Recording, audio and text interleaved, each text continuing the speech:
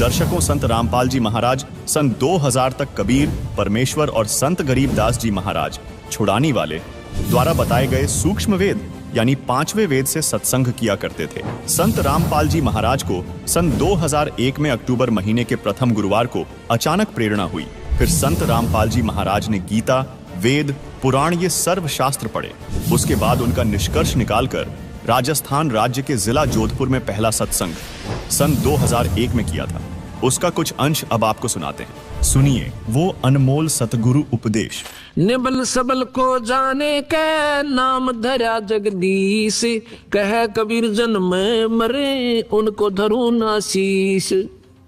ये ब्रह्मा विष्णु महेश, ये तो जन्म मरने वाले भगवान हैं, इनको मैं नमस्कार भी ना करूं। ठीक है, इनकी जितनी शक्ति है इनका लाभ अवश्य लेंगे, पर ये हमारे पूज्य नहीं हो सकते और दुश्मन भी नहीं हो सकते, क्योंकि हम तो कीड़ी को भी दुख नहीं दे सकते, हम किसी की निंदा नहीं कर सकते, हम तो एक तुच्छ जीव जानकर अपने आप को यहाँ पर अपना, जैसे हम जो श्रोम नाम देते हैं, हम ये प्राथमिक पढ़ाई कराते हैं जिसमें ब्रह्मा विष्णु महेश, माता शेरावाली और अपने कबीर भगवान की एक सामूहिक भक्ति देते हैं। तो यहाँ असमंजस में पड़ जाते होगे आप लोग। कहते हैं कबीर साहब तो कहते हैं एक ही साधे सब सदे, सब साधे सब जाए।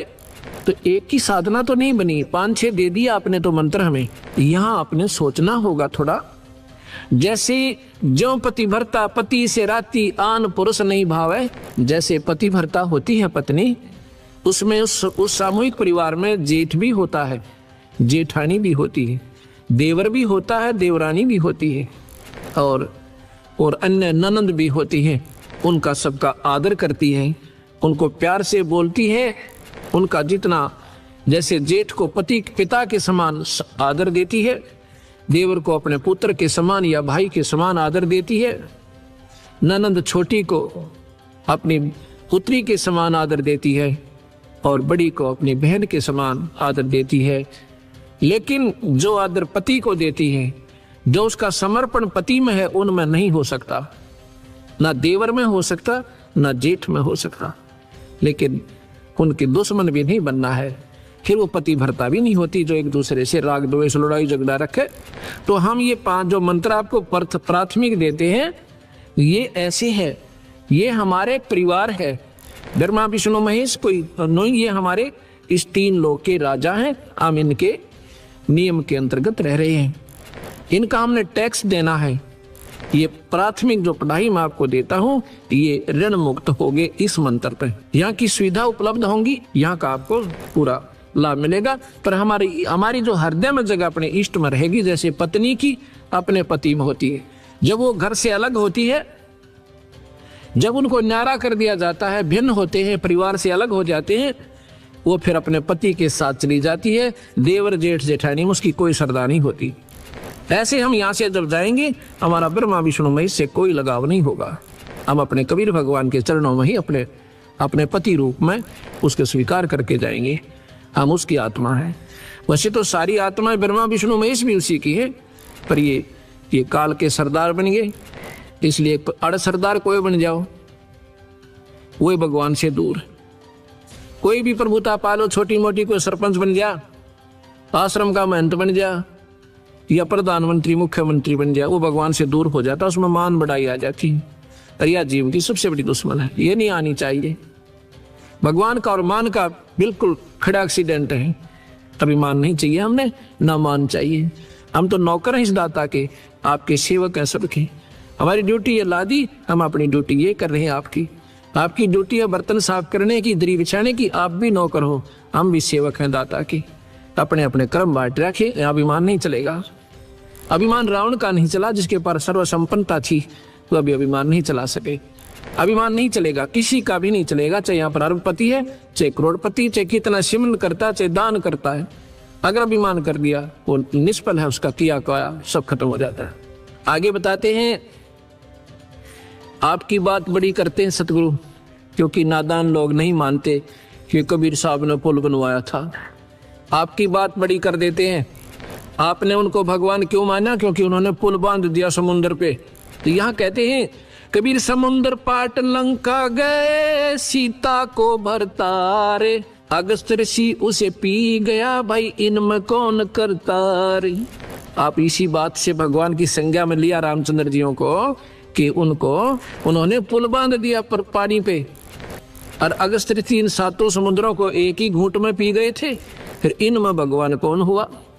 ये सोचने की बातें हैं। सतगुरु कहाँ बोल रहे हैं, ये हमने विचार करना पड़ेगा, और तब हम स्थिति हमारी मन की जो है नॉर्मल बनेगी, तब हम भक्ति करने के योग्य बनेंगे।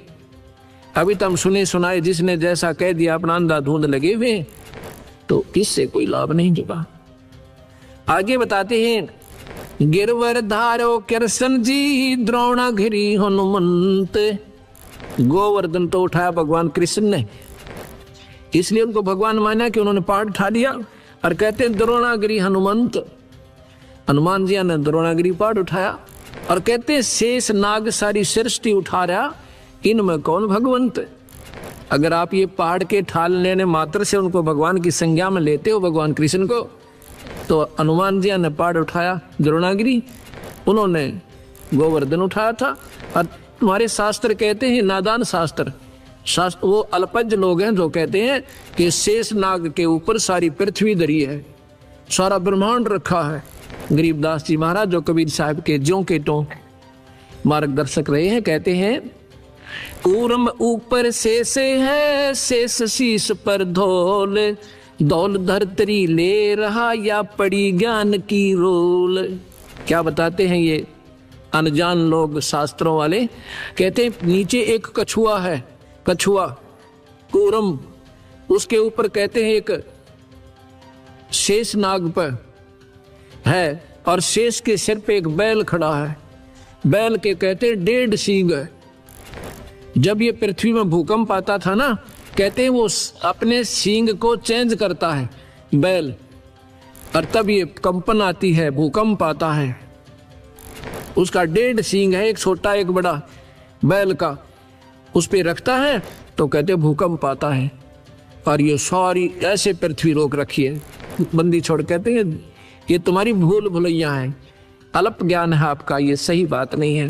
कहते हैं गरीबदास जी, कूर्म किसके आश्रय, वो कौन शरण है शेष, ये बटक बीज विस्तार है, कोई समझे ज्ञान नरेश।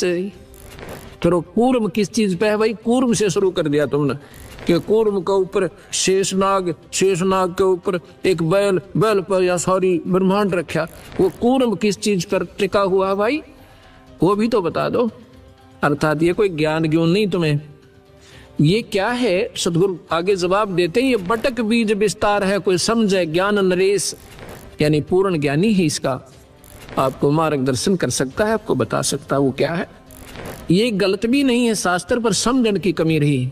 धर्मदासियों ने पूछा, है सतगुरु क्या यह वेद और कतेब गलत है, झूठ है या नहीं। वेद कतेब झूठे ना भाई, और नहीं समझे झूठे हैं भाई। जिनको समझे नहीं वो झूठे, उनको सही ज्ञान नहीं था। ये क्या है, जैसे सेक्रेटरीट बना रखा है, अब तो हर राजधानी में बन गया, हर मतलब स्टेट में, उसमें 4-4, 5-5, 6-6, 7-7 मंजिल ऊपर नीचे ऑफिसेज की बना देते हैं, ऑफिसरों की। ऐसे उस मंजिल में कोई गांव का व्यक्ति जाता है, उसने कोई कार्य है, उसको कहते हैं ये सेक्रेटरी से दस्तक करवा के लाओ, नीचे जाओ। सेक्रेटरी कहता है ये दस्तक मेरे नीचे जाओ, उससे कराओ, मेरे पीए से। और पीए कहता नीचे तहसीलदार से करा के लाओ। तो वो ऐसे वो नीचे तहसीलदार है, ऊपर सेक्रेटरी का पीए बैठा है, फिर ऊपर सेक्रेटरी है, फिर सीएम बैठा है।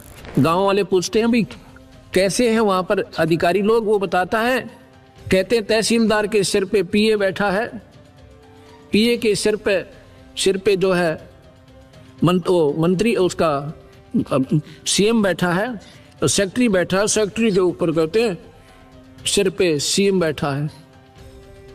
अब वो समझाने वाला अनजान था, वो तो अपने हिसाब से सही बता रहा था, पर समझ नहीं चूक करके उन्होंने बता दिया कि एक दूसरे के सिर पे बैठे हैं भाई। वो सिर पे नहीं, बीच में और पार्टी सन थी जिसका सपोर्ट नहीं आ रहा था। ऐसे ही ये लोग जैसे बीच में या गुरुत्वाकर्षण कहो इसको, प्रानंदनी शक्ति कहा सतगुरु ने। इसकी शक्ति के आधार से ये न्यारे न्यारे पार्टीशंस हैं और अपने अपने स्थान पर ये टिके हुए हैं, ये ईश्वरीय शक्ति से रुके हुए हैं। यहाँ कहते हैं इनको कोई जानकारी समझे, बटक बीज विस्तार है कोई समझो ज्ञान नरेश। एक वट वृक्ष होता है, वहाँ जड़ से चलती है, लंबा टाला पहुंच जाता है, मन 100 फुट लंबा 50 फुट लंबा, वो वहाँ टहनियाँ भी नीचे को आ जाती हैं। वो कहिए कहाँ पे रुका हुआ है, ये रोकने वाली एक मूल और है पेड़ जो जिसको सबको रोके हुए है। ऐसे ये शक्ति सतगुरु की ये सारे ब्रह्मांडों को रोके हुए है। ये कबीर भगवान की शक्ति है जो सबको रोके हुए। आगे बताते हैं, बंधन काटे विपत में कठिन कियो संग्राम, चिन्हो रे नर प्राणिया ये गरुड़ बड़ो अकराम। अब आगे सुनो आपके भगवान की। कहते हैं एक बार एक ने साधना कर रखी थी नाग देवता की, उसने कहते हैं नाग फांस एक उसको शस्त्र दे दिया था। उसने वो नाग फांस शस्त्र छोड़ दिया, जिससे भगवान राम को भी ऐसे बांध दिया जैसे रस्से से बांध देते, नीचे ना हाथ, और उन सर्पों ने जाकर के उनको ऐसे जकड़ दिया, सारी सेना को बांध दिया, और भगवान एक जड़ की तरह खड़े हुए हैं रामचंद्र जी। तो फिर कहते हैं गरुड़ जी से पुकार करी, भगवान नाम न छुटवाइए, हमारी रक्षा करो गुरुदेव। जब गरुड़ ने जाकर वो नाग जो है ना खाए, वो बंधन काटे, जब राम मुक्त हुए, अब बंदी छोड़। कहते हैं चीनो रे नर प्राणिया, यो गरुड़ बड़ा राम, ये भगवान राम बड़ा हुआ कि ये गरुड़ जी बड़े हो गए उससे। ये भगवान है पर ये पूर्ण नहीं है, ये 3 लोक के ईश्वर हैं। और ये जो कथाएं हैं भाई, ये काल के अधीन है। ये काल भगवान है यहाँ का, सारी सृष्टि का 21 ब्रह्मांड का उसके पास रिमोट कंट्रोल है, और वही सबको नचा रहा है, वही कर्म करवाता है, वही जीव को फिर इसमें कर्मों में ही बांध कर और नचाता है। अब आप देखिएगा, एक समय की बात है, भगवान रामचंद्र जियों की पत्नी को रावण ने उठा लिया था, और भगवान को मालूम नहीं कि उसकी पत्नी ने कौन उठा ले गया। ये मत समझना भक्तजनों कि मैं भगवान राम का या कृष्ण का एक द्रोही हूँ या उनकी निंदा करता हूँ। ये सच्चाई के आधार पर आपको तुलनात्मक बताना पड़ रहा है, इसलिए मैंने जिक्र करना पड़ रहा है, क्योंकि ये श्रेष्ठ ज्ञान भी हमारे समाज में नहीं आया। 3 लोग का भी अगर सही मार्गदर्शन हो जाए तो कबीर साहब की भक्ति 2 मिनट में सारे संसार का समझ में आ जाए। इसलिए हमने ये 0 से शुरू करनी पड़ रही है। इसलिए थोड़ा सा नए व्यक्तियों को ऐसा लगेगा कि महाराज जी शायद भगवानों के निंदक हैं, बिल्कुल नहीं। ज्यों की तो जो कह दी जा वह निंदा नहीं होती, उनके बारे में झूठ कपट मिलाना वो निंदा कहलाती है। भगवान राम को मालूम नहीं है कि सीता को कौन उठा ले गया, तो हम ये मन में प्रश्न आता था, किसी से पूछते थे जब हम कबीर पंथी नहीं थे। मैं तो सन 1988 में ये नाम दिया, और सन 1993 के लास्ट में, यानी लगभग 9वें महीने में, सितंबर में, गुरुदेव ने ऐसे तुरंत बुलाकर, 110-12 साल की आयु थी मेरे गुरुदेव की उस समय, और मैं तो अपना नौकरी करता था, बुला करके मुझे कहा कि आज के बाद तू नाम देगा। मेरे सिर पे हाथ धर दिया, मेरा पसीना आ गया सारे शरीर में कि मैं 2 कौड़ी का जीव और इतने पवित्र परमात्मा की मैं कैसे महिमा गा पाऊंगा। तो मैं उनकी आंखों से तरफ देख रहा हूं, वो भी जान गए कि ऐसा है, ऐसा महसूस कर रहे हैं। कहता मैं तेरे साथ रहूंगा, घबराइए मत ना, और सतगुरु की शक्ति आपके सिर पर रहेगी। जब मुझे थोड़ा सा हौसला हुआ, उसके बाद ये मैंने सन 1994 से प्रचार शुरू किया। उसके 94, 95, 96, 97, 98, 99, 2000, अब 2001 हो गया। अब ये 7-7.5 वर्ष में 1.5 लाख नई कबीरपंथी संगत हरियाणा जैसे राज्य में, 1.5 लाख 7 वर्ष में। क्योंकि आज कोई नादान नहीं है दुनिया, सब समझते हैं 2 रोटी खाते हैं, और शास्त्र सबके पास उपलब्ध। इनको पढ़ के देखो, ये मत समझना कि मैं शास्त्रों का बोझ मरता हूँ, इनको उठाए फिरता हूँ, नहीं। ये तो आपके लिए कोई आकर खस्से और कहे जी आप झूठ बोल रहे हैं, ये शास्त्र उठा के दूंगा, ये पढ़ ले वीरा, मेरे से पीछे बात करना, ये आपके शास्त्र हैं। एक अंधा था, वो लालटन लिए फिरे, अंधेरे में लालटेन ले रखी उसने हाथ में। बच्चे आ जाते हैं कि बाबा, वो कहता भाई देखना देखना मुझे दिखाई नहीं दे रहा है। वो बच्चे कहते हैं बाबा तू लालटेन किस लिए ले रहा जब तूने दिखता ही नहीं। कहता है आप आंखों वालों के लिए, कहीं मेरे में टक्कर ना मार दो तुम। ये लालटेन इसलिए ले रखा है तुम आंखों वालों के लिए, कहीं मेरे में टक्कर ना आ मारो। ये लालटेन रखी है मैंने, कोई मेरे से ना खसे, इनको पढ़ो अपनी चांदना हो जाएगा अपने आप ही। तो प्रसंग जो चल रहा था, भगवान राम जो है हाहाकार मचा रहे हैं, पक्षियों से पशुओं से पूछ रहे हैं मेरी सीता देखी, मेरी सीता देखी है। तो हम क्या करते थे, किसी से पूछते थे कि भगवान होकर के ये क्यों रो रहे थे, और क्या उनको मालूम नहीं था कि सीता कहाँ गई। फिर भगवान कैसे, मन में क्या नहीं करते कैसे थे, क्योंकि हम डरते थे कहीं पाप ना लग जाए। लेकिन शंका आती थी तो ऐसे कैसे, क्या भगवान को तो मालूम तो होगा। तो जो हमारा मार्गदर्शक होता था वो कहता नहीं वो तो लीला कर रहे थे, यहां लाकर छोड़ देते थे, वो तो लीला कर रहे थे। हम स्वीकार कर लेते थे कि लीला कर रहे थे, किस लिए कि 33 करोड़ देवता रावण ने बंद कर रखे थे अपनी कैद में। जिन देवताओं की आप पूजा करते हैं उनको तो रावण ने बांध के कैद में डाल रखा था, और इन ऐसाओं की तुम पूजा करते हो। भक्तजनों, ये बहन बेटियां भाई, क्योंकि हमारी पूजा ही ढंग की नहीं है तो हम पाएंगे क्या। नास्तिक होता जा रहा समाज, भगवान का गुण मिलता नहीं क्योंकि हमारी वे ऑफ वर्शिप ठीक नहीं है, हमारी पूजा की विधि ठीक नहीं है। अब अब सतगुरु के ज्ञान की रोशनी में अब हमें दिखाई देने लगा सही कि वो लीला नहीं कर रहे थे, उनको ज्ञान ही नहीं था। लीला किस लिए करते थे कि 33 करोड़ देवता उसने छुटवाने थे भगवान ने। ये तो मान लेते भी लीला कर दी, सीता उठा ली, माता को उठाया, फिर लीला की आवश्यकता कहाँ रहेगी। बहाना बन गया था, जाते गर्दन दबोच देता जाकर के। अगर बहाना ही बनाना था तो इतना बहुत था। फिर सीता कौन है, जैसे किसी की भैंस गुम हो जा या बकरी गुम हो जा, उसको ढूंढने कोई पूर्व दिशा में, कोई उत्तर दिशा में, कोई दक्षिण दिशा में, और किसी ने पा जा, कोई मुझे वहां मिल गई। ऐसे हीट एंड ट्रायल मेथड से सीता ढूंढी गई। हनुमान जी छलांग लगा के समुद्र पार कर गए, वहां सीता को ढूंढा और खोज के जब राम जियों को बताया। ये लीला नहीं थी, ये तो मजबूरी थी, उन्हें ज्ञान ही नहीं था। इतना समय नहीं लगाते लीला में, पत्नी को तो और उठा ले जा, वहां लीला करता रहे पीछे से भगवान या कोई भी पति। वो भगवान ऐसा है थे क्योंकि इस काल के हाथ में रिमोट कंट्रोल है। जो 1000 भुजा का भगवान है, ये ब्रह्मा विष्णु महेश केवल 4 भुजा के हैं, और कबीर साहब असंख्य भुजा के, बिना गिनती के। 4 भुजा का प्रतीक समझो, 4 हॉर्स पावर। ये 4 हॉर्स पावर के समझो। इनकी माता है वो 8 हॉर्स पावर की है, उसकी 8 भुजा है। इनके पिता हैं 1000 हॉर्स पावर के, समझ लो।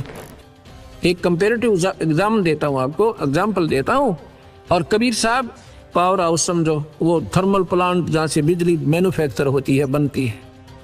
असंख्य भुजा है उस मालिक के, जहाँ से सारी शक्तियाँ बाहर आती है। दर्शकों, संत रामपाल जी महाराज के इस अनमोल उपदेश के अंश मात्र से हिंदू धर्म में श्रेष्ठ माने जाने वाले देवताओं की सामर्थ्य शक्ति की जानकारी प्राप्त हुई कि ये कितने समर्थ है, जबकि कबीर परमेश्वर सर्वशक्तिमान है।